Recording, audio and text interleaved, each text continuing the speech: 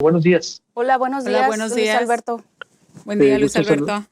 gusto en saludarlas. Bienvenidas al Saludos. estudio. Gracias. A ver, es tiempo de analizar qué es lo que desde su perspectiva han hecho bien o mal el presidente por las mujeres a 2 años. Por ejemplo, Dinora, ¿quién puede empezar? O Dinora, adelante. Claro, me gustaría empezar. Bueno, hay muchos logros que se han logrado a 2 años del informe presidencial. Uno de los más importantes, bueno, podemos empezar que el 70% de los hogares mexicanos recibe un programa social y que ya están garantizados en la Constitución, es decir, ya son derechos. Por el lado de las mujeres, en el tema legislativo, los mayores avances que se han logrado es la paridad en todo, la violencia política contra las mujeres en razón de género, el derecho al cuidado y la creación del Sistema Nacional de Cuidados, las órdenes de protección, la violencia digital que se está legislando en el Senado. Y hace poco en esta semana se acaba de legislar la atención a niñez huérfanas por feminicidios, ¿no? De madre o padre. Y que garantiza atención académica, económica, psicológica, de salud a víctimas de feminicidio, ¿no? Y bueno, eso por el lado legislativo. No sé si Rosalena quiera comentar algo. Yo sí creo que reconozco, y yo sí quiero ser así muy precisa, que si bien ha habido algunos avances, muchos de estos avances han sido sobre todo por el trabajo legislativo que ha convocado a las mujeres de diferentes partidos, de diferentes colores y de diferentes ideologías, inclusive muy a pesar de lo que el presidente en su momento opinó. Creo que ha sido muchos de los avances legislativos más por la sororidad y el trabajo de las mujeres y de la sociedad civil que de la propia iniciativa gubernamental. Creo, y esto sí lo digo muy firme, que para el presidente Andrés Manuel López Obrador los temas de género, los temas de violencia contra las mujeres, los temas de paridad y pues por supuesto los índices de feminicidio que en muchas ocasiones ha tratado de invisibilizar, todos estos temas para mí, desde mi perspectiva, no han generado una narrativa positiva para la administración de Andrés Manuel López Obrador en los últimos 24 meses. Creo que las actitudes y las posturas respecto a estas agendas no han sido consideradas por el presidente en lo general de manera muy empática y muchas de sus declaraciones tampoco han sido muy afortunadas. Y creo que el círculo cercano al presidente, me refiero a las mujeres fuertes del gabinete, sobre todo la parte del círculo cercano al presidente que encabeza la propia secretaria de Gobernación. Bueno, ellas han intentado construir un discurso sobre todo para posicionar el tema de que el mandatario es feminista. No olvidemos una de las declaraciones de Irmeréndira Sandoval que dijo que Andrés Manuel era el presidente más feminista de la historia moderna. Creo también, por ejemplo, no olvidemos que más o menos el 14 de febrero, 4 días después de que hubo una serie de manifestaciones de algunas mujeres de la prensa cuando se le increpó al presidente sobre algunas preguntas o algunos temas que estaban relacionados con asesinatos de mujeres, el presidente en ese momento comentó que no le voltearan el sentido de la conferencia de la mañanera y que no quería que los feminicidios opacaran la rifa del avión y que era distorsión falsa. Son declaraciones vertidas en la mañanera. Y eso llevó a los 4 días después, el 14 de febrero, cuando nuevamente se le volvió por parte de algunas periodistas a preguntar sobre el tema de feminicidio, cuando el presidente se sacó de la manga un decálogo feminista que creo que si lo recordamos pareciera como más burla que un decálogo muy específico. De acuerdo contigo, ¿no? Rosalena, creo que sí hace falta más. Las mismas funcionarias le han corregido la plana, incluso hay que decirlo. Definitivamente. Pero también, sobre todo Olga Sánchez Cordero, pero también en el segundo informe lo reconoció el presidente, que uno de los índices que hay que atacar es el tema del feminicidio, pero también tenemos que señalar que en los feminicidios, y no lo dijo el presidente, asumió su responsabilidad y hay que reconocerlo, no mintió en el segundo informe. Los feminicidios son competencia estatal. O sea, hay una coordinación, debe de haber una coordinación en todas las autoridades para poder atacar los feminicidios. Siguen incrementándose en todo el país, no es un tema nada más de Sonora. Tú sabes que es un problema que atraviesa muchos órganos de gobierno, sobre todo simplemente aquí podemos saber que han habido más de 500 mesas de seguridad aquí en Sonora. El presidente ha faltado a solo una de las mesas de seguridad. La gobernadora ha asistido máximo 20 y tantas mesas de seguridad. Entonces ahí también tú puedes ver el interés que existe en las autoridades de querer resolver todos estos problemas. Digo, como lo digo y lo repito, hubo un reconocimiento explícito por parte del presidente en este tema tan urgente, porque tenemos que volver a señalar que debe de haber una coordinación en las autoridades, pues, o sea, no se debe dejar el tema. También está pendiente el tema de la alerta de género aquí en el estado de Sonora. Ya hay una iniciativa también en el Senado que se está viendo para modificar el tema de las alertas. No se han dejado de lado los temas de las mujeres. Creo que ha habido una incidencia. Ahora, si regresamos al tema del presupuesto, sí ha habido un presupuesto transversal y sí ha habido un presupuesto con perspectiva de género. De hecho, hay una iniciativa por parte de las diputadas de diferentes fracciones para que todo el presupuesto tenga perspectiva de género, no solo el anexo 13. Fíjate, o sea, mira, creo... en el anexo 13 hay un aumento de 24%, Rosalena, de 103 a los programas del bienestar, no, y eso hay que dejarlo muy claro, a 128 millones de pesos. Muy claro. Hay que precisar que en el anexo 13, si bien hubo un aumento significativo de presupuesto, en el anexo 13, para explicar un poco, es la parte donde se concentra el presupuesto para atender política pública de género. Y es un anexo un tanto engañoso, porque si bien tuvo un incremento, el incremento se diluye en los programas del bienestar, pero el incremento para los programas específicos para atender la violencia de género o para atender la igualdad entre hombres y mujeres, prácticamente en algunos programas quedó igual y en algunos otros programas desapareció. Claro, Rosalina, yo creo, Dinora, si me permites, así como yo te dejé hablar, yo creo que hay como dos discursos y dos caminos diferentes. Creo que por un lado hay un trabajo legislativo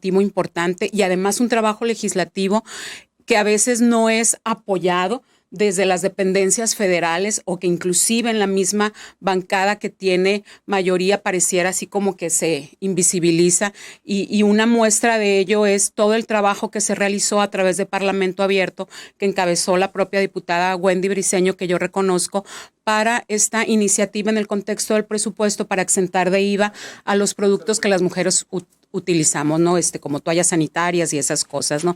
Y fue una iniciativa que no pasó, que se quedó ahí porque no tuvo el apoyo necesario para eso. Entonces, por un lado vemos iniciativas legislativas acuerpadas desde la bancada de Morena, que tiene el apoyo de otra serie de diputadas y de senadoras. Yo aquí reconozco el propio trabajo de Wendy Briceño, el trabajo de Malú Micher de Morena, el trabajo de Indira Kempis de Movimiento Ciudadano, de Patricia Mercado, de Marta Tagle, cómo han acuerpado ese trabajo legislativo, pero vemos cómo ese trabajo legislativo no tiene resonancia específicamente en las acciones de gobierno y en la política pública. Entonces, eso sí es preocupante porque a final de cuentas el discurso del presidente va por un camino y pareciera que el trabajo legislativo de las mujeres va por otro. Entonces, yo sí creo que al presidente le falta ser más empático, muchísimo más empático. Voy a hacer un corte igual con ustedes. Sigo con eso, con el tema aquí entre Dinora y Rosalena.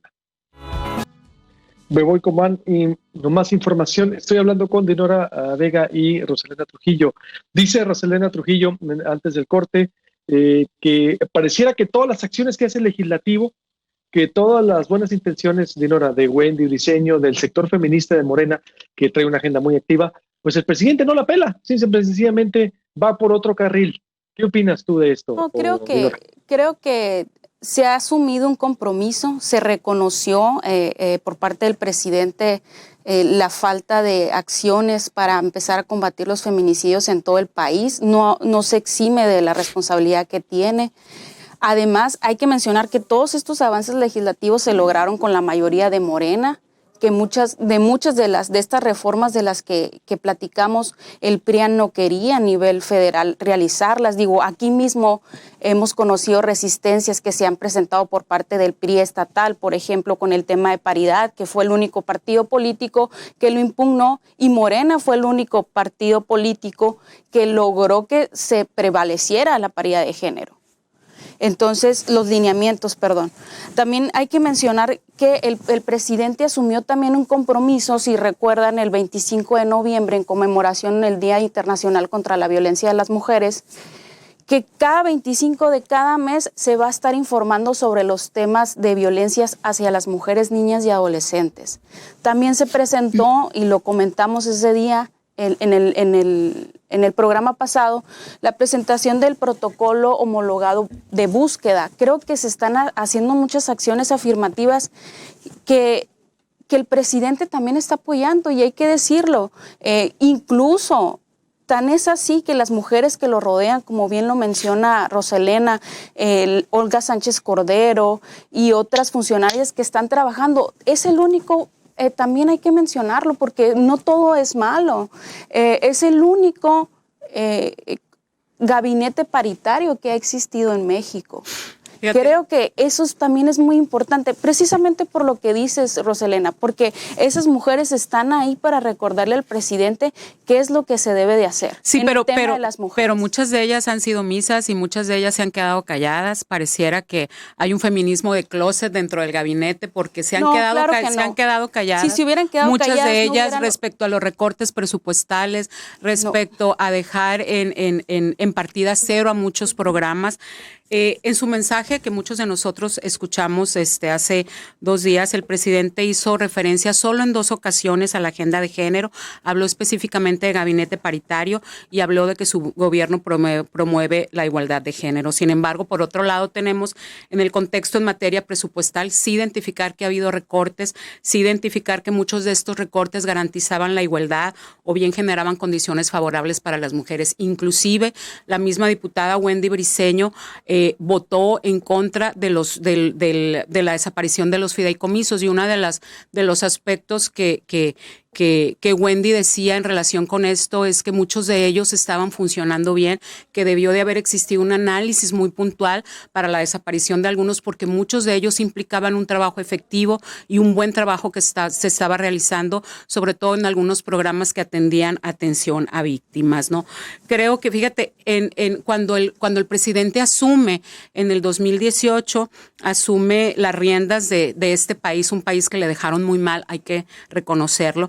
Más o menos en ese contexto, la CEDAW, que es el Comité para la Eliminación de Todas las Formas de Discriminación contra la Mujer, emitía unas recomendaciones para el Estado mexicano que de alguna manera representan como la agenda pendiente o el reto que los presidentes el reto que el presidente pudiera tener en materia de género. Entonces creo que habría que darle una vuelta a revisar nuevamente las recomendaciones de la CEDAW, porque en muchas de ellas, si bien ha habido un trabajo específico y se ha avanzado, yo creo que muchas de esas recomendaciones que hace la CEDAW, que además son vinculatorias porque México tiene firmados tratados internacionales en ese sentido y reconoce a la CEDAW como una propuesta de gobernabilidad vinculatoria. Algunas de ellas específicamente, por ejemplo, la CEDAW expresaba que México tiene retraso en temas fundamentales, obviamente, como el aumento de la violencia de género, la cultura machista. Además, hablaba de una parte muy puntual que yo creo que Dinora conoce muy bien, que es el acceso de las mujeres a la justicia y cómo la justicia también tiene que ver una procuración de justicia con perspectiva de género.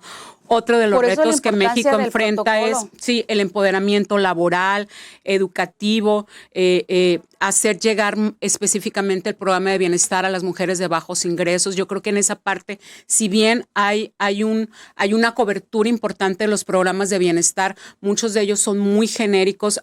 Habría que ser más puntual en la parte de los apoyos para las mujeres.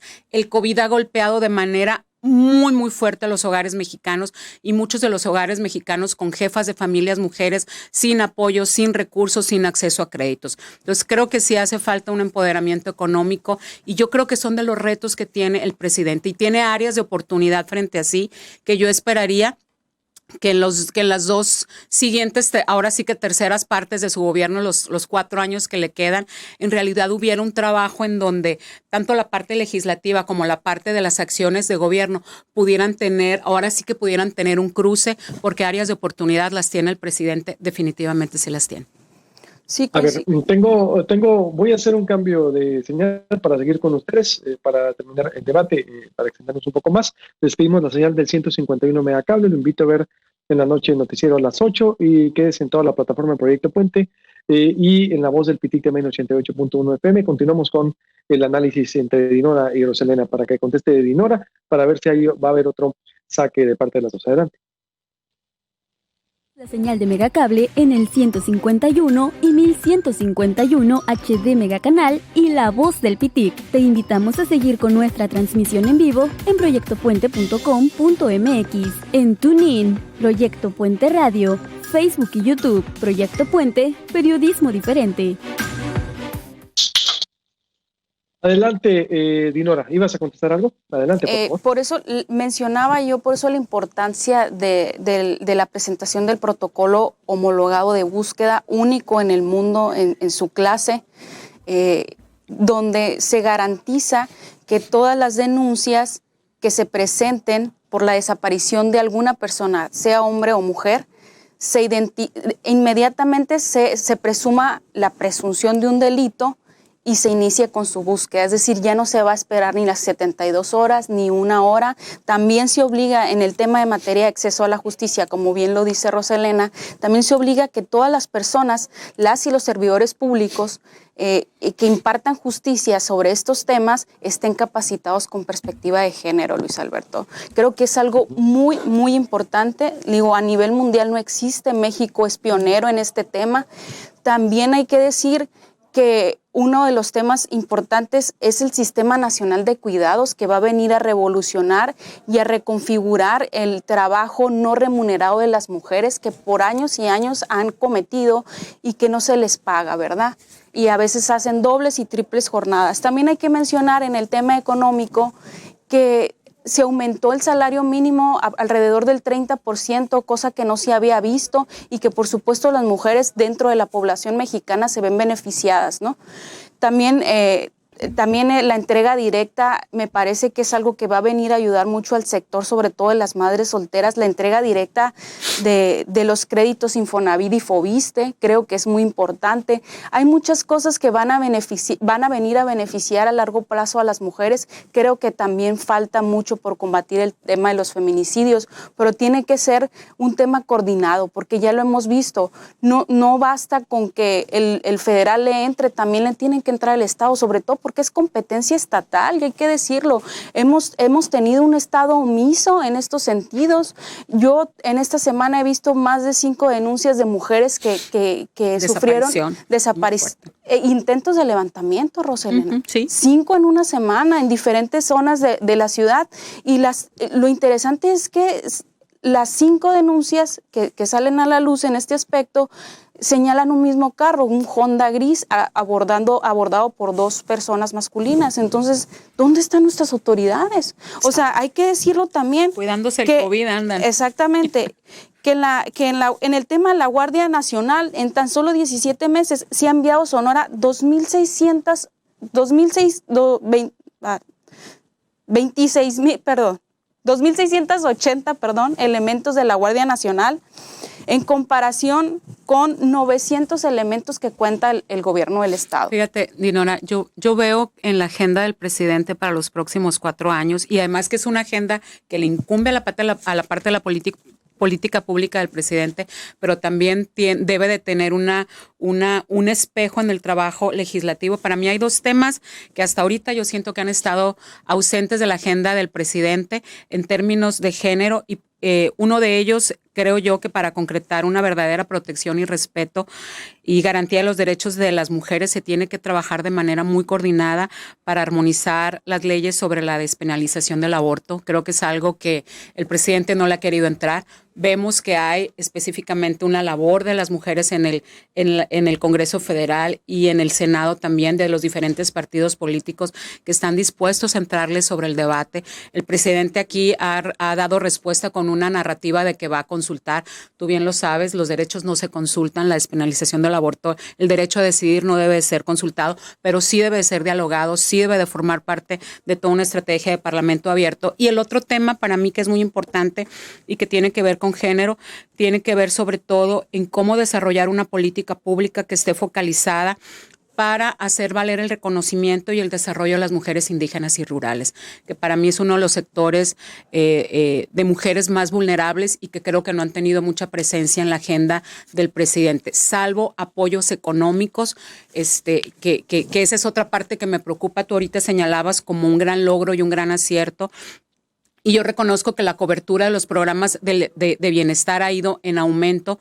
De hecho, el que tengan un reconocimiento constitucional creo que les da un gran valor, pero creo que hace falta transparentar también el manejo de los programas de bienestar. Ya hay organizaciones de la sociedad civil que han señalado que hay opacidad en el manejo en los padrones de beneficiarios y a final de cuentas creo que todo pareciera que los programas de bienestar se van a convertir en otro programa electorero más con estos padrones que nadie conoce, pues al estilo del viejo PRI. Creo que eso no debe de pasar. Creo que los programas de bienestar que ya tienen un rango constitucional deben de ser operados con todo el rigor y con toda la transparencia, porque es recurso público y es recurso público que en realidad puede ayudar a mejorar situaciones de abandono, de pobreza. No olvidemos que el Coneval acaba de dar cifras y que tenemos 10 millones más de pobres, obviamente generados en el contexto de la pandemia. Y de esos 10 millones de pobres, el sector más vulnerable son las mujeres y los niños. Sí, de acuerdo. ¿Tienes algo más para cerrar? Sí. Para cerrar nada más en cuanto a lo que dice Roselena de los programas sociales no son electoreros porque ya son derechos que están en la Constitución. Es decir, su uso, yo me refiero a su uso. No, su uso le está llegando el apoyo directo a la gente. No hay transparencia, Dinora, no hay transparencia, no hay padrones validados. Tienen reglas de operación también. Pero nadie vigila, a eso me refiero. No, pues podemos decir también de cualquier tema del presupuesto también pero a final de cuentas estos programas dependen directamente del manejo de la Secretaría del Bienestar. Cuando acabe su sexenio, se van a quedar. Exactamente, y eso es lo importante. Porque, que se manejen bien, que se manejen con transparencia. Esta narrativa que tú traes de, son programas electoreros, lo tiene un solo sector, pero tú sí vas a la calle y a las colonias, la gente está agradecida porque por años y años vieron pasar el dinero. Mi mamá es beneficiaria del programa de bienestar y ¿sabes para qué usa el dinero? Para comprar medicinas. Excelente. No, ¿cómo que excelentes? Medicinas que le tendría que dar el sector salud. No es excelente. Pero no, mira. O sea, a lo que me refiero es que le da un buen uso, Roselena. No, claro porque que le da un buen uso. También conozco personas. Pero a final de cuentas, la seguridad social a la que le abonó durante muchísimos años es incapaz de darle la gota para los ojos, la pastilla para la hipertensión, la metformina para el diabetes. ¿O federal? Sí, mi mamá recibe, ni siquiera, mi mamá recibe una pensión por parte de Andrés Manuel. Por parte de mi papá, que en paz descanse.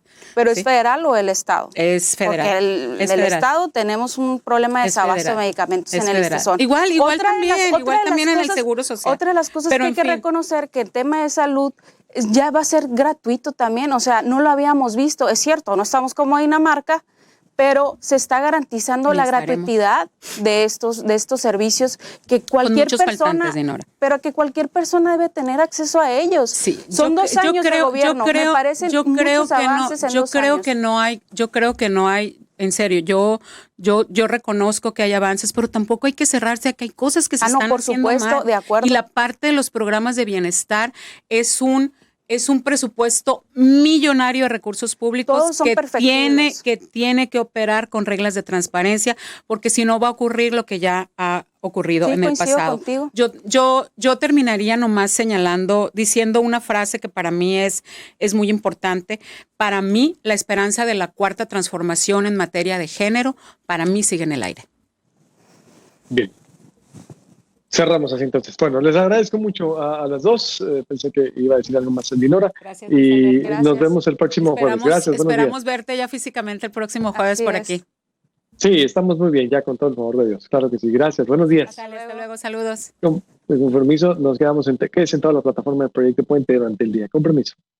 Gracias por acompañarnos un día más. Recuerda que la información continúa en el portal proyectopuente.com.mx o en cualquiera de nuestras plataformas digitales: Facebook, YouTube, Twitter, Instagram, TuneIn, Proyecto Puente App y el podcast Puntual en Spotify, Apple y Google Podcast. Te esperamos en una nueva emisión a través del 151 y 1151 HD Megacanal y en el 88.1 FM La Voz del Pitic. Proyecto Puente, periodismo diferente.